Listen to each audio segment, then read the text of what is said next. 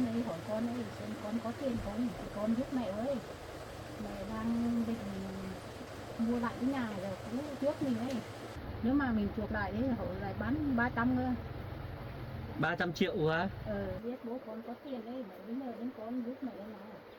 Chuyện khác thì con còn giúp đỡ mẹ được, chứ cái chuyện mà mẹ bảo con đi hỏi tiền bố con ấy để giúp mẹ ấy, thì con không làm được đâu mẹ. Con có bao giờ sử dụng những tiền của bố con đâu. Đang yên đang lành đang ở đây tự nhiên lại bảo chuộc nhà thế nào mẹ? Tiền đâu ra mà chuộc à? Mẹ đừng gây rắc rối cho gia đình mình nữa mẹ ạ. Cái nhà đấy bây giờ không có mình vẫn sống được mà.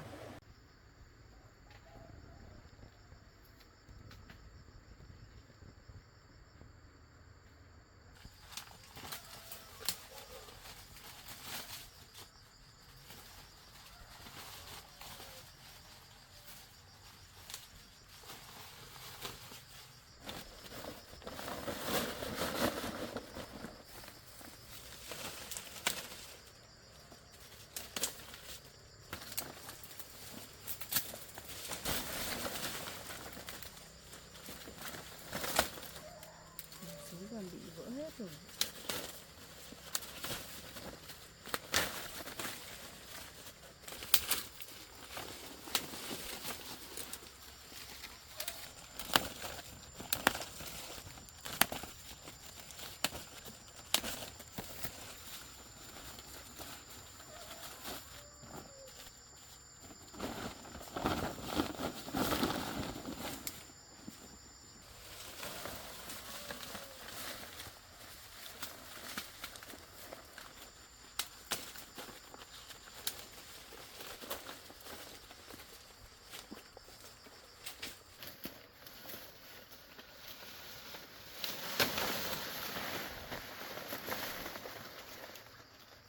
Rất nhiều quá.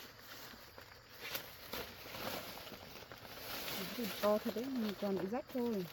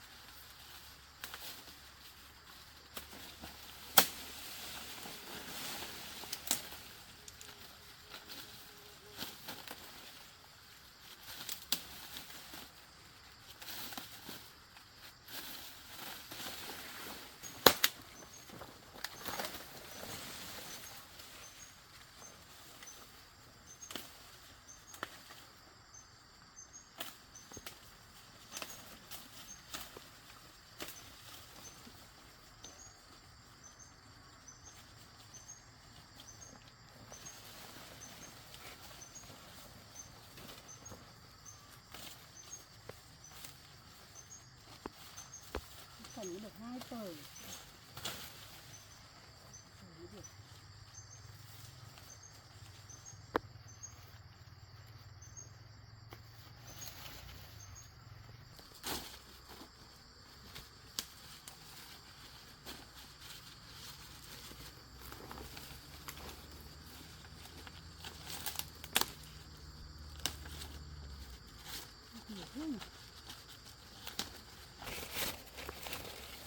Đó là dài thế này.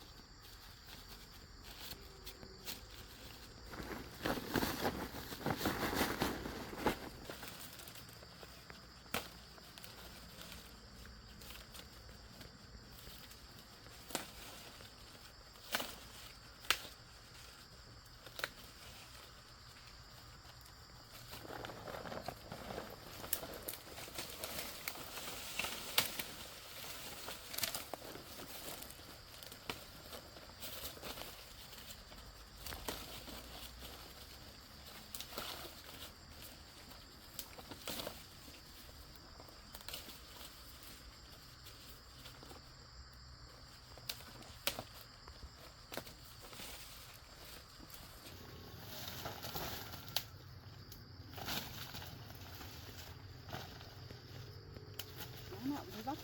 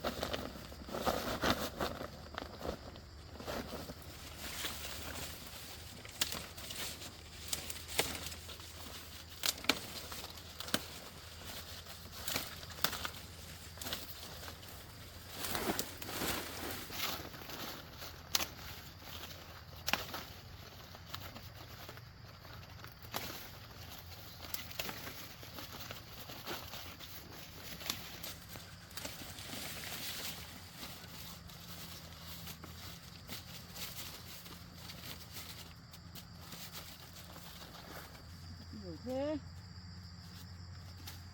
Ui, thế thì còn đâu.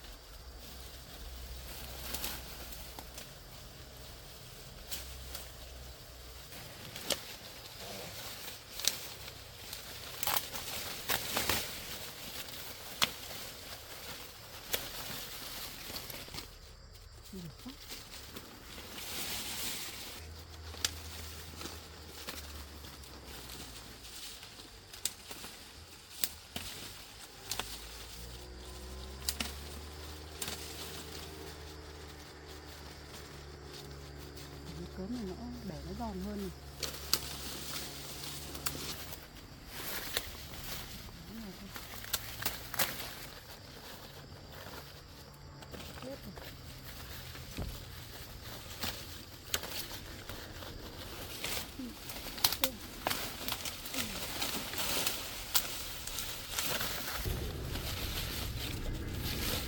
Nhiều lá lắm mà bẻ xuống có được 3 lá thôi. 3 lá, 4 lá.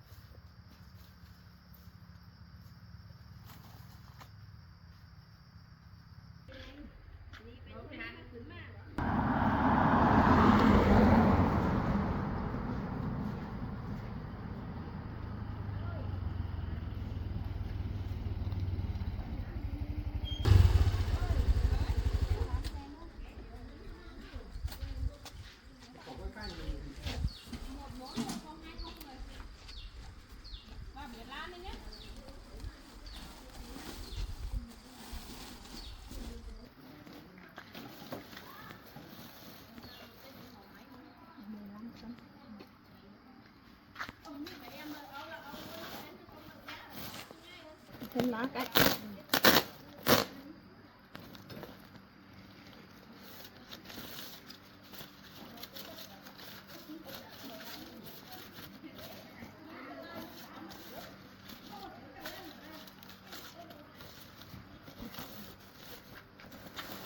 Này 165.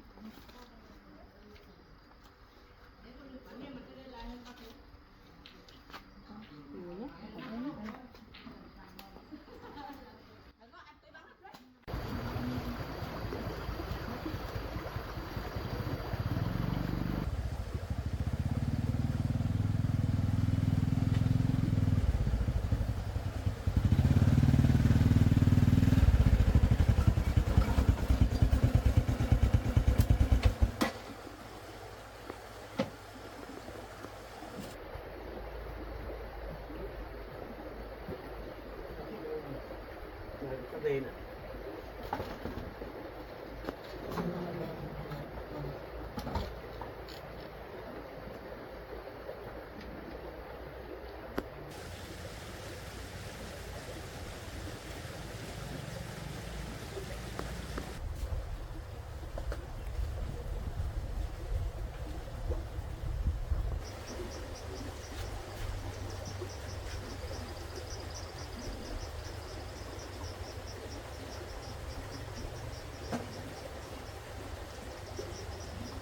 Mọi người không biết là cô ấy đi đâu, đi chợ hay là làm cái gì. Dạo này công việc mình cũng bận rộn quá đi. Mình biết cô ấy là cái gì.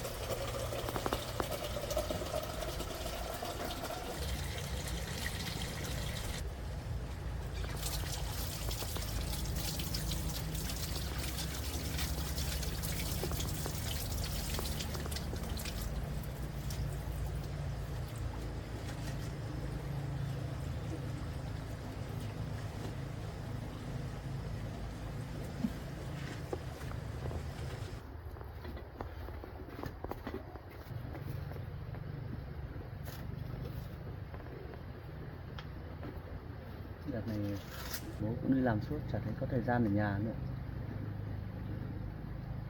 Còn cái chuyện của cô kia nữa, không biết là bố đã nói rõ chưa.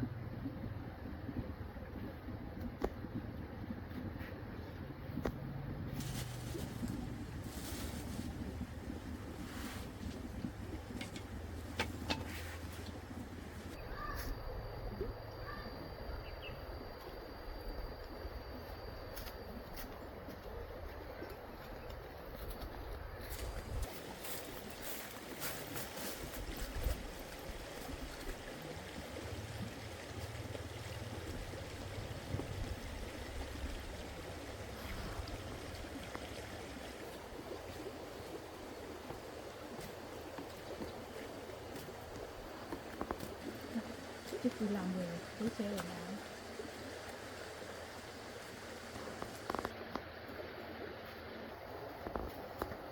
Trước đây à con? Mẹ mới về à mẹ? Ừ, con đi làm về thôi à? À vâng ạ. Con ở nhà thôi à con? Thằng đi đâu rồi?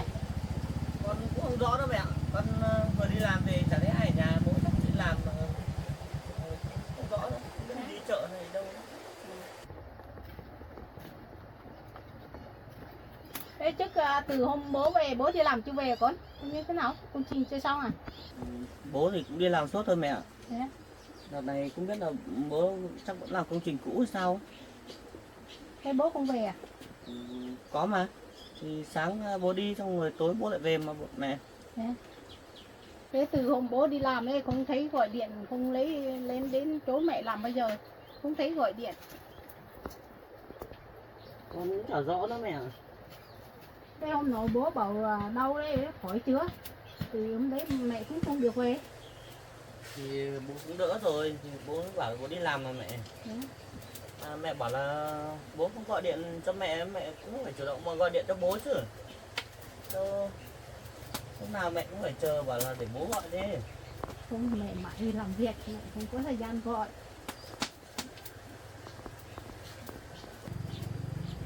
Nghe ra đấy bố đi làm phải gọi điện cho mẹ. Lúc nào cũng bảo mẹ gọi trước, mẹ không gọi đâu. Mẹ cũng mãi làm việc, mẹ cũng không có thời gian gọi đâu. Nhưng mà bố nghĩ biết quan tâm mẹ đấy, bố phải gọi điện cho mẹ chứ. À trước này, dạo này bố con còn hay xuống đấy thăm con không? Như thế nào? Thì mấy hôm trước thì bố con cũng xuống. Nhưng mà sao hả mẹ? Không, mẹ chỉ hỏi thăm thế thôi. Đợt này thì bố con cũng nhiều việc ấy. Vừa đi xuống công ty giải quyết một số công việc, xong rồi đợt này thi thoảng thì mới lại xuống đây thôi mẹ. Thế. Bố con làm công ty cũng nhiều việc bận, bố cũng không có thời gian xuống thật. Này trước này, cái hàng cũng không ở nhà đâu, mẹ muốn xuống nói chuyện với con một chút.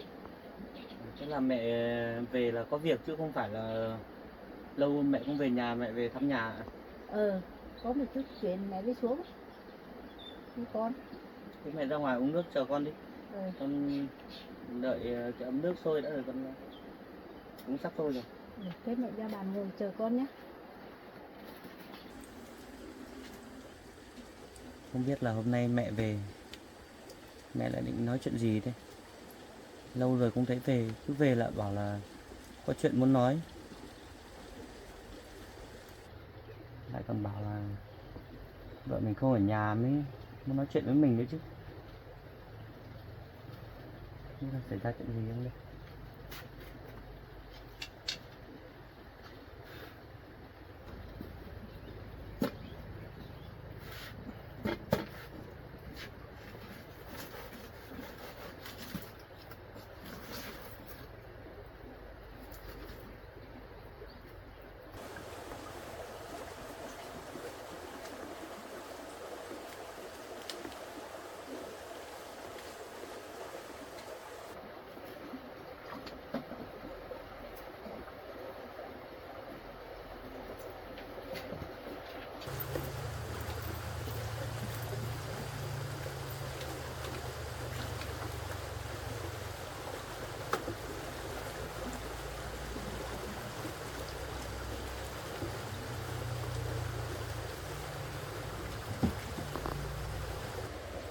Mẹ bảo là có chuyện muốn nói với con đấy. Có chuyện gì vậy mẹ? Mẹ có gì thì xuống đây hỏi con ấy, xem con có tiền không, thì con giúp mẹ với. Mẹ đang định mua lại cái nhà rồi cũ trước mình ấy. Đang định thế mua lại cái nhà đấy. Bây giờ đấy mình ở cái chỗ này đấy cũng được hơn năm rồi, bây giờ cái chỗ này nước cũng lú lên nhiều đấy, làm rau làm cỏ cũng khó đấy con, sao là cũng không có chỗ nhiều đấy. Mẹ chuộc cái nhà kia lại xong để làm cho ổn định hơn con ạ. Cái chỗ này cũng có gần suối quá. Mẹ muốn chuộc lại căn nhà cũ à mẹ? Ừ. Cái này thì cũng hợp lý thôi. Nhưng mà mẹ muốn chuộc lại thì bây giờ mẹ có bao nhiêu tiền, để xem nếu mà thiếu ít thì con có thể giúp được, chứ bây giờ con cũng chẳng có bao nhiêu tiền đâu mẹ ạ.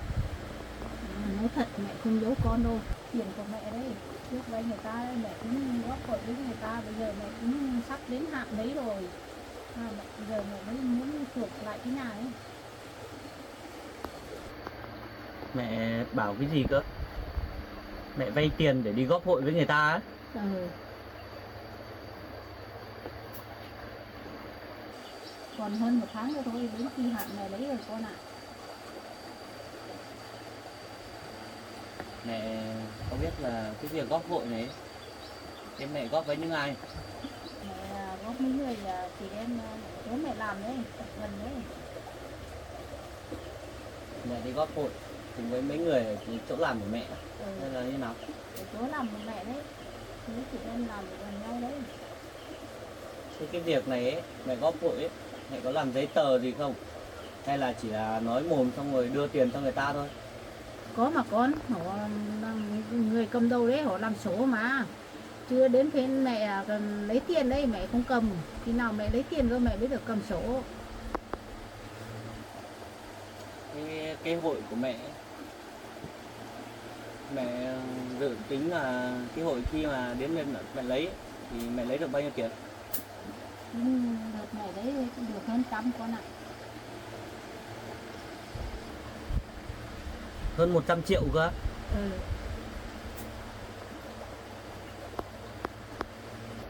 Hôm nay mẹ qua lấy mẹ lên cái nhà mình xem lại đấy. Mẹ mới hỏi chủ ấy, cô chủ bảo là có bán. Cũng bán lại. Thế mẹ bảo để cho mẹ. Mình chuộc lại lấy cái nhà đấy. Có cái nhà đấy mẹ cũng thấy tiếc con ạ. Vậy bây giờ người ta bán lại căn nhà đấy là bao nhiêu ạ? Mẹ cũng nói chuyện với người ta rồi con ạ. Nếu mà mình chuộc lại đấy họ lại bán 300 cơ. 300 triệu á? Ừ. Sao mà cao thế hả mẹ? Mẹ cứ xem đi. Đối với kinh tế của nhà mình ấy, bây giờ thì cái khoản tiền đấy làm sao mà đủ tiền để chuộc hả mẹ? Rồi bây giờ đấy họ mua về họ sửa lại đấy, như nền cái họ làm lại đấy. Mới lên giá như thế con ạ.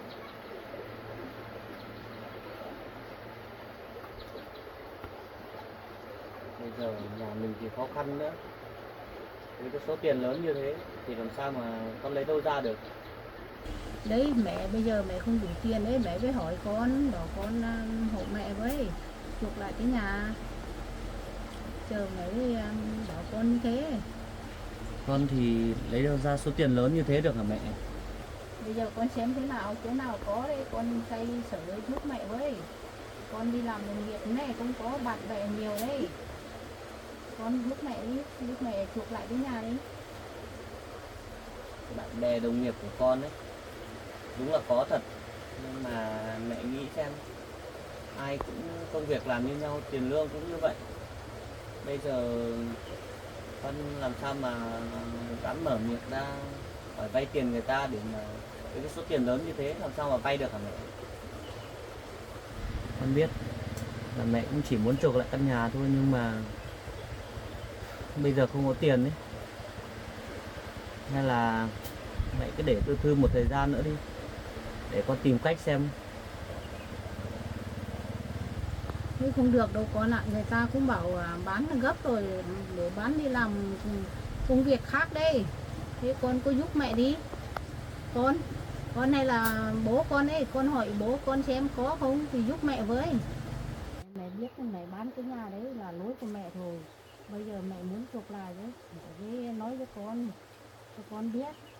Mẹ không muốn cho cái thằng với bố nó biết. Mẹ muốn tạo bất ngờ cho hai bố con nó đây. Thì mẹ mới nói mỗi mình con thôi. Con đừng chửi cho cái thằng với bố nó biết. Biết bố con có tiền đấy, mẹ mới nhờ đến con giúp mẹ nào. Đúng là bố của con ấy có tiền thật, nhưng mà từ trước tới giờ ấy con có bao giờ sử dụng những tiền của bố con đâu. Ngay hôm vừa rồi đây, bố xuống đưa tiền cho con nhưng mà con có lấy đâu, mẹ cũng biết thừa rồi mà. Sao mà lúc nào mẹ cũng hỏi con về số tiền đấy như vậy? Nếu lần này với con cố giúp mẹ đi, con hỏi bố con thì vay ông đấy, ông giúp con thì con giúp mẹ. Bây giờ mẹ chả không biết nhờ ai nữa, chỉ một mình con thôi.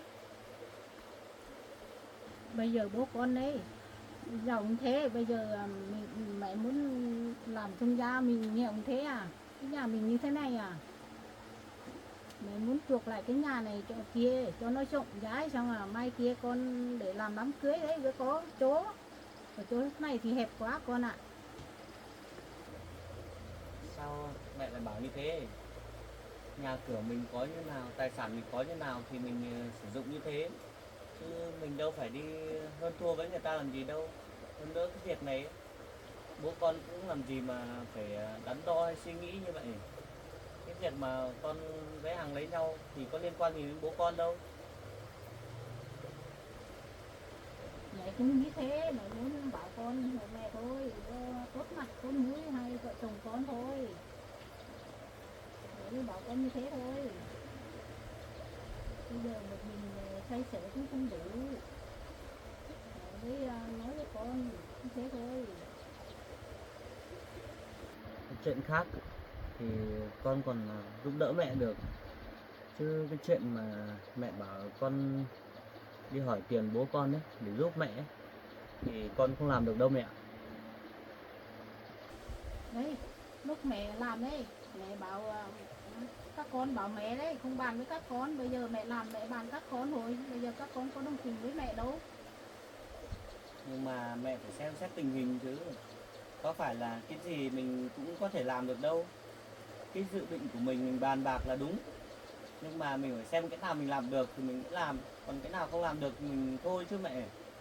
Hơn nữa nhà cửa bây giờ mình cũng có ở đây chứ không phải là mình không có nhà cửa ở đâu.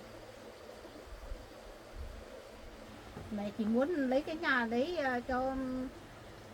cho các con cưới, mở mặt mở mày cho các con đấy, sao mà con làm khó cho mẹ thế? Cái việc này đâu phải con giúp đỡ thì con giúp được thì con mới giúp. Chứ bây giờ con không giúp được thì làm sao mà mẹ bảo là con giúp rồi giúp thế nào được. Có phải là con có mà con không giúp mẹ đâu. Đấy, con bên không có, mẹ mới bảo con đi hỏi bố con có làm công ty đó mà, đi giúp cho mẹ. Mẹ đã bàn với con thế rồi nhưng mà con không hỏi mẹ. Trước mẹ làm mẹ không nói cho các con biết, các con lại trách mẹ. Bây giờ mẹ làm cho các con biết, bàn như thế nhưng mà các con có theo mẹ đâu. Bây giờ mẹ nói với con như vậy thì con cũng chỉ biết như vậy thôi. Chứ mẹ bắt con đi lấy tiền ở chỗ bố con ấy thì con không thể làm được đâu mẹ. Thế con nghĩ thế nào thì sao không được? Con đã nhận bố rồi, sao bố sẽ lấy cho con vay mà bù đắp cho con mà, sao mà không được?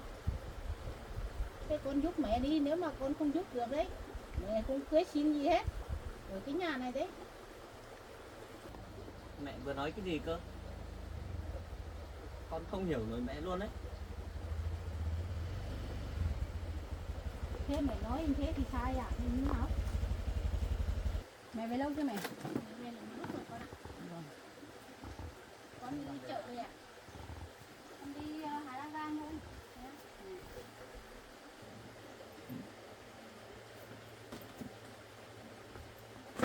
Việc này con không giúp đỡ được đâu mẹ. Sao mẹ cũng phải làm như thế với con chứ? Có chuyện gì vậy anh? Sao bảo giúp đỡ cái gì đấy? Có chuyện gì ấy? Sao mẹ không nói gì anh nữa? Không có chuyện gì đâu. Sao anh bảo là giúp đỡ cái gì mẹ? Mẹ lại nhờ anh cái gì à? Không có chuyện gì đâu. Chuyện gì đây anh? Ngồi hôm đây. Nhìn mẹ với anh căng thẳng đấy. Có chuyện gì xảy ra à? Thì hôm nay ấy, mẹ về mẹ có bàn với anh bảo là mẹ muốn chuộc lại căn nhà cũ. Nhưng mà cái số tiền đấy lớn quá em ạ.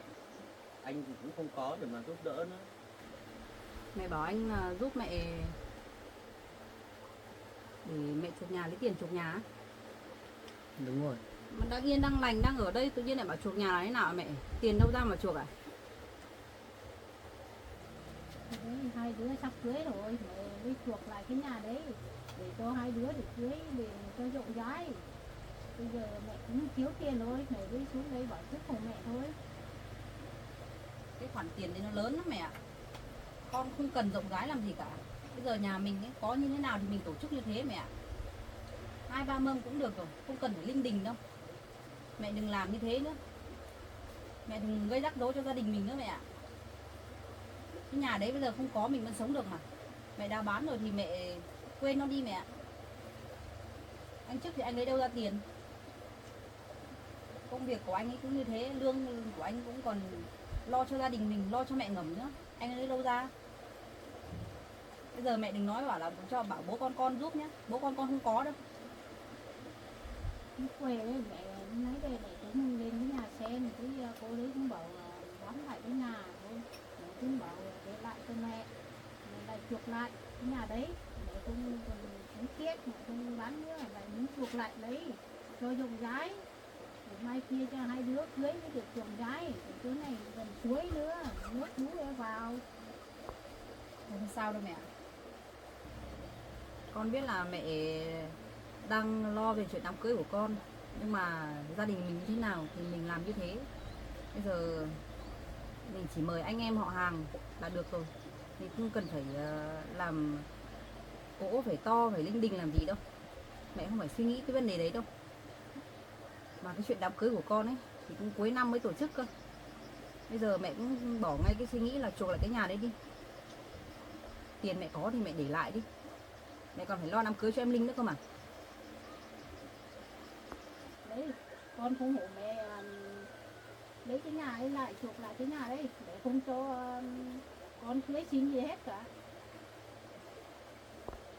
Giờ mẹ lại bắt đầu lý cùn với con đấy. Có cưới xin hay không ấy, thì bây giờ bố quyết định mẹ ạ. Con chỉ mong mẹ là cứ ở yên đấy, đi làm thì mẹ cứ làm thôi. Mẹ đừng gây ra rắc rối cho bố con nhé. Cái chuyện đám cưới thì cứ để bố lo đi. Bố mày đi, lo được cái gì? Bố đã về được hơn tháng trời rồi. Mẹ có thấy mặt mũi nào đâu. Thế lúc nào con cũng nghĩ về bố. Thì mẹ có ở nhà đâu mà mẹ thấy bố. Bố cũng suốt ngày đi làm chứ phải ở nhà đâu. Bây giờ mẹ về thấy đấy. Bố thì trời nắng nữa, bố vẫn là ngoài trời đấy. Mẹ không thương bố thì thôi, thì mẹ còn trách bố à? Bố là người đàn ông, bố không lo cho con cho mẹ làm sao được. Làm cho mẹ thức lắm rồi đấy. Bố làm thế đấy. Thì mẹ cũng phải xem bố đấy. Bố đi làm bố cũng ốm đau bố mới về chứ. Thế mẹ thấy bố ốm đau mẹ cũng bảo bố làm ở đấy à? Thì bố chết ở trong đấy à? Mẹ nghĩ kiểu gì đấy? Bố ốm đau bố mới về với mẹ con mình. Bây giờ mẹ còn nói như thế nữa. Mẹ không lo, bố không lo cho mẹ con mình thì bố phải đi làm. Bố con lúc nào cũng nghĩ đi làm thôi. Không chủ động lo cho gia đình này đâu. Con đang nói với mẹ đây, bố mà không lo cho gia đình bố đi làm làm gì? Bố cứ nằm ở nhà ấy, đợi mẹ con mình ăn thì làm sao? Chẳng qua bố thương con, bố lo cho cái gia đình này thì bố mới đi thôi mẹ ạ. Bây giờ bố vẫn ốm đau ấy, bố vẫn phải đi kìa.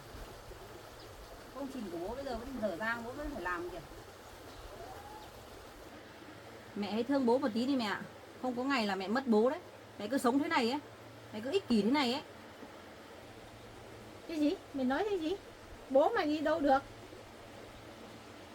Nói như thế. Mẹ cứ ích kỷ như thế đi. Có ngày mẹ không thấy bố ở nhà nữa đâu. Mẹ ích kỷ cái gì? Bố con có lo cho mẹ được cái gì đâu. Mẹ làm cái gì mẹ phải nói với bố chứ. Bây giờ hôm nay mẹ xuống đây mẹ bàn với anh Sức. Thế bố con đi đâu? Sao mẹ không nói chuyện này với bố đi? Xem bố nói như thế nào. Đấy, tao biết hai bố con mày không có tiền. Bây giờ mẹ mới xuống đây bảo con chế bố nó có tiền. Nó bảo nó giúp mẹ. Thế thôi mẹ có nói cái gì đâu. Bây giờ mẹ còn nghĩ đến cả tiền của bố chồng con nữa. Cái tiền đấy là có phải là của anh Chức đâu mà mẹ bảo anh Chức giúp mẹ. Mà anh Chức thì làm sao mà dám hỏi ông ấy lấy. Mẹ làm thế mà xem được à? Mẹ bảo trước hộ mẹ mày cũng vay thôi mà. Khi nào mẹ làm được tiền mẹ lại trả mà mẹ có lấy không đâu. Mẹ ơi, cái khoản tiền đấy nó lớn lắm mẹ ạ. Không phải vay, nói vay là vay được đâu. Bố chồng con còn đi làm ăn nữa. Bây giờ mẹ nghĩ xem, anh trước mà hỏi bố chồng con, chẳng lẽ là bố chồng con lại từ chối à? Anh ấy khó xử lắm chứ. Một bên là mẹ ngẩm, một bên là bố chồng con. Mẹ làm thế mà xem được à? Mẹ phải nghĩ lại đi chứ. Vừa nãy ấy, mẹ còn nói với anh là mẹ còn có chơi hội với người ta đấy em ạ. Mẹ á? Đúng rồi. Mẹ đi góp hội người ta á? Cái việc này ấy thì anh đi làm anh biết, bình thường những cái chiêu trò như này ấy, phần đa là mình ít khi lấy lại được tiền lắm. Thế con Đều hỏi là mẹ, chiêu trò lừa lọc cả thôi. mẹ làm bao nhiêu tiền của mẹ đổ hết vào đấy à mẹ? Đúng rồi, mẹ đi vay người ta 20 triệu mới góp vào đấy, mỗi người 20 triệu đấy. Một tháng 20 triệu. Mỗi người 20 triệu, mẹ góp vào người họ cầm sổ họ cũng ghi hết rồi. Khi nào đến lượt mẹ lấy, mẹ với cầm sổ, mẹ sắp đến hạn rồi. Lúc nào mẹ lấy được thì mẹ con mình nói chuyện tiếp mẹ. Bây giờ chưa có tiền mình đừng nói nữa. Con cũng chịu mẹ rồi. Con tưởng mẹ vay về để làm gì? Mẹ vay tiền về để chơi hội với người ta. Con cũng chỉ nghĩ đơn giản là mẹ vay tiền về, mẹ mua cái này cái kia, mẹ gửi cho em Linh. Thì con không trách mẹ làm gì cả. Bây giờ mà mẹ góp hội, con nói chẳng may thôi nhá, chẳng may mà mẹ không lấy lại được thì bao nhiêu mồ hôi công sức của mẹ thì cho người ta lấy hết hả mẹ? Lúc đấy mẹ kêu rời kêu đất với ai ạ?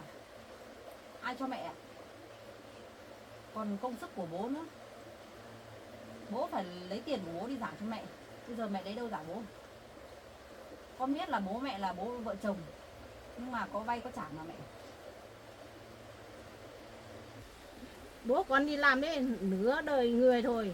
Bây giờ bố con còn kỳ kèo mẹ mấy đồng tiền như thế á? Bố con thì không kỳ kèo với mẹ gì đâu, nhưng mà mẹ làm gì phải đúng chứ mẹ. Cái tiền mình đi làm mồ hôi công sức của mình phải biết giữ chứ. Bây giờ mẹ chơi hội với người ta, đi vay người ta như thế, con chỉ sợ một ngày nào đấy mẹ chỉ mất không thôi mẹ.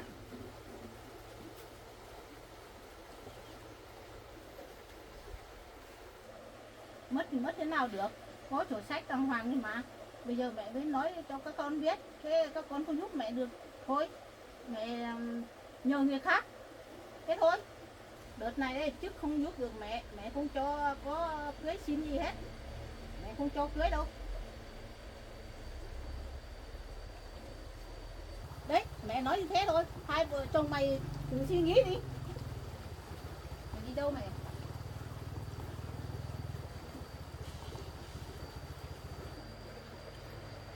Em bảo như thế rồi, giờ làm thế nào được hả em? Cái chuyện này chắc là em đợi bố về em nói chuyện với bố thôi. Chứ bây giờ vợ chồng mình làm sao mà nói chuyện với mẹ này, chỉ có bố thôi. Tự nhiên đang yên đang lành đi chuộc nhà. Chắc là mẹ cũng lên đấy về rồi đấy. Chắc là phải nói chuyện với chủ nhà rồi. Thì bà mới xuống đây nói thế. Thì vừa nãy mẹ cũng bảo là mẹ vừa từ trên nhà đấy xuống mà. Từ lúc mà mẹ vừa về ấy, thấy anh ở trong bếp, mẹ vào nói chuyện thì anh đã bảo là nghi nghi rồi, không biết là định nói cái gì rồi. Làm sao mẹ lại có thể nghĩ là bảo anh cái tiền của bố Hiền nhỉ? Mẹ nghĩ trong đầu óc mẹ bây giờ lúc nào cũng chỉ có tiền thôi. Em thấy ở sống cái này vẫn tốt mà, có làm sao đâu. Đám cưới thì có liên quan đến hoàn cảnh gia đình đâu. Bây giờ cứ phải giàu có mới cưới được à? Anh ơi, cái chuyện này ấy, anh đừng nói bố Hiền nhé. Em thấy làm như thế thì gia đình em thấy chỉ sợ là bố Hiền sẽ không tôn trọng bố mẹ em nữa, nên là em chỉ nghĩ đến tiền của bố Hiền. Nên là em cũng chỉ mong anh là đừng có nói cái chuyện này với bố với mẹ.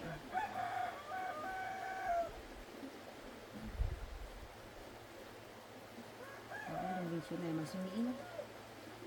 Tốt nhất là đừng nghĩ về cái chuyện chuộc nhà giống mẹ nữa.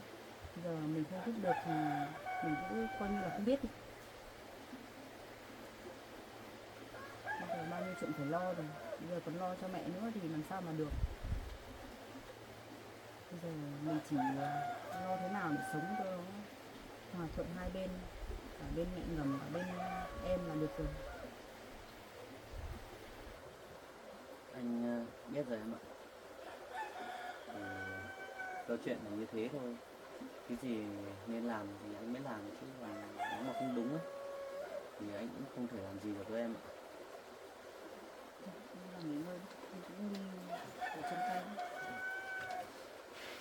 Đi làm về mệt rồi, chả có chuyện gì. Nào suy nghĩ.